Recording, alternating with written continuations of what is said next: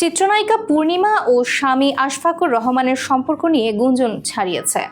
পূর্ণিমার ইঙ্গিতপূর্ণ পোস্ট ও স্বামীর সঙ্গে ছবি ভাইরাল হয়েছে। অন্যদিকে ববি ও সাকিব সনেটের প্রেমও শেষ। বর্তমানেই পূর্ণিমা ও ববি পেশাদারভাবে সক্রিয়, নতুন সিনেমার শুটিং ও মুক্তির অপেক্ষায়।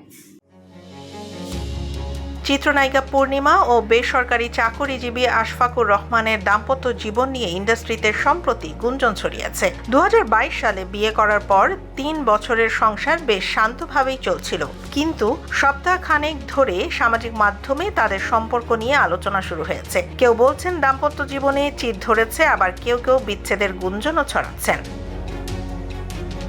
সম্প্রতি পূর্ণিমা একটি ইঙ্গিতপূর্ণ পোস্ট করেছেন, যেখানে লিখেছেন, মিথ্যা সম্পর্কের ভিড়ে নিজেকে হারিয়ে ফেলার চেয়ে নিঃসঙ্গতা অনেক বেশি শান্ত, নিরাপদ এবং মর্যাদাপূর্ণ।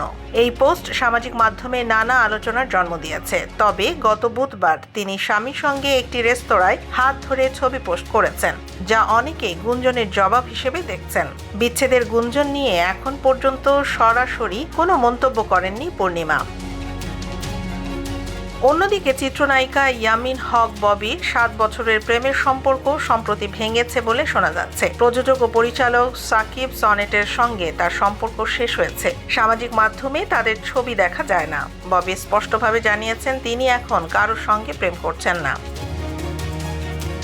প্রফেশনাল দিক থেকেও পূর্ণিমা ও ববি সক্রিয়। পূর্ণিমার নতুন সিনেমা গাংচিল ও জ্যাম মুক্তির অপেক্ষায়, আর ববি শুটিং করছেন তছনছ সিনেমার।